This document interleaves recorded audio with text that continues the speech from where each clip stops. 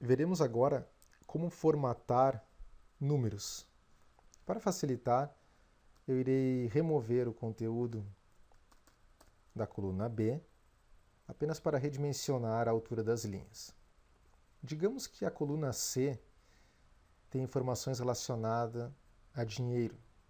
Então, na formatação dessas células, eu informarei na aba Números a categoria Moeda. Vejam que essa categoria ela já me oferece opções de formatação, como por exemplo essa default, padrão, que colocará duas casas decimais e também destacará números negativos com a cor vermelha. Ok, vejam que agora os dados são exibidos em um formato de moeda, foram adicionadas duas casas decimais e a partir desse momento qualquer informação que eu digitar nessa coluna, informação numérica, ela será adaptada para o formato de moeda. Caso eu coloque um número negativo, ele será exibido em vermelho. Muito prático, né? Bom, digamos que eu queira agora na coluna D colocar uma formatação de porcentagem. Olha só, temos aqui opções de formatação com e sem casas após a vírgula. Vamos escolher a primeira opção, casas decimais, 0. Ok. No momento que eu digitar alguma coisa, será convertido já para o formato de porcentagem.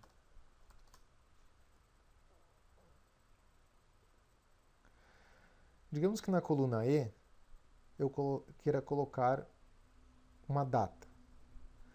Caso eu digite uma data, por exemplo, nesse formato, 10/01 de 2013, vamos agora inspecionar essa célula. Formatar célula, vejam que ela está no formato número geral, ou seja, assim como qualquer outro texto digitado em uma célula sem formatação. Agora, se eu digitar aqui 10/01/2013 e der Enter, vejam que ele converteu o ano já para 2 dígitos, ou seja, ele alterou a exibição do que eu informei. Vamos inspecionar essa célula e nós veremos que a ferramenta já identificou o conteúdo como uma data e propôs o formato dia, mês e ano, com 2 dígitos para o ano. Mas podemos trocar isso. Eu posso botar com 4 dígitos. Ok. Troquei o formato. Eu poderia também colocar nesse formato. Opa, o que houve? Foi um erro? Não. O que acontece no Calc é que, em alguns casos, quando o conteúdo é maior, quando o conteúdo numérico é maior que a largura da coluna, aparece esse código aqui. Se alargarmos a coluna, veremos então o conteúdo corretamente. Certo? Digitarei um outro valor, 12/6/2013, Enter, ele converteu para 12 de junho de 2013. Certo? Então, eu formatarei toda a coluna,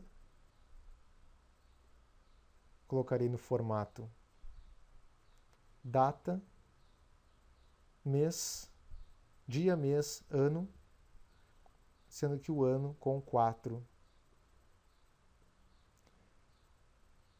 dígitos. Ok. A partir de agora, qualquer data, né, que eu digitar nesta coluna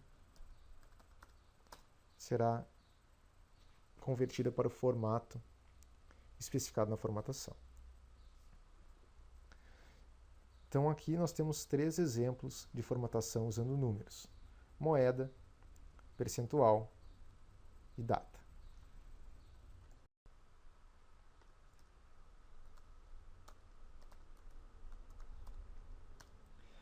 Bom, vamos preencher nossa planilha com mais alguns dados para que possamos praticar o próximo recurso desta aula.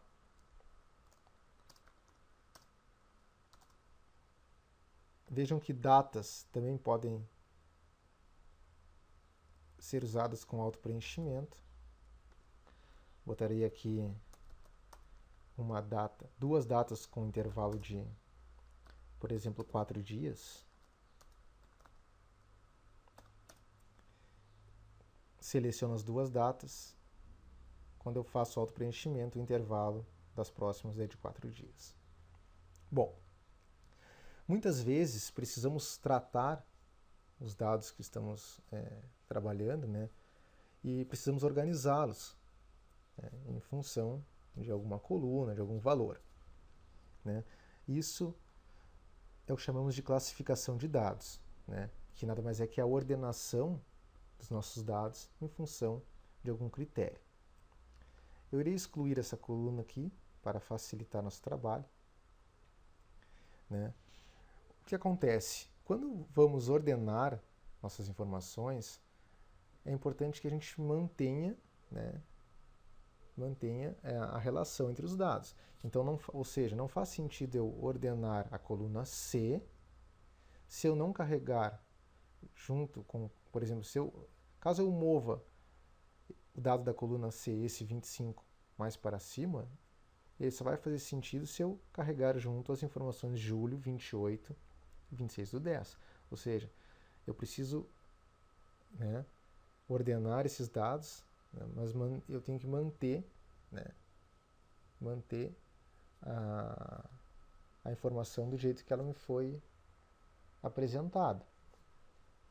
Então, sempre é importante selecionarmos, né, nosso conjunto de dados por completo, para que não ocorra um embaralhamento das informações e não ocasione um trabalho incoerente.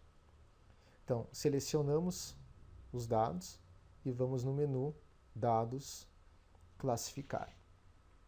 Aqui nós temos basicamente, né, o seguinte: nós temos que informar qual coluna deverá ser usada como critério, né, para ordenação. Então, eu desejo ordenar pela coluna C. Eu quero colocar em ordem crescente, né, de porcentagem. Então, eu venho na chave de classificação 1, informo coluna C. Ordem crescente. Adicionalmente, posso informar também uma chave de classificação 2, que seria usada em um segundo nível, para casos, por exemplo, em que a coluna C possui um empate. Então, vamos classificar, né, em segundo nível, utilizando a coluna, por exemplo, B, que é a coluna que tem o dinheiro. E essa eu quero botar em ordem decrescente. Ok, vejam que as minhas células foram reorganizadas. Os dados agora estão em ordem crescente em função da coluna C. Vejam, 10, 10, 10, 10, 20, 25 e assim por diante. Nos casos em que houver um empate, a ordenação foi feita em segundo nível, pelo preço, em ordem decrescente. Certo, pessoal? Fácil a classificação de dados, né? Importante sempre ficar atento para que não ocorra um embaralhamento dessas informações. A título de exemplo, caso eu selecione apenas uma coluna e tente classificar esses dados, a ferramenta, né, emite um alerta dizendo, né, que provavelmente eu deveria selecionar as demais colunas. Ele já me oferece uma forma de estender a seleção, certo?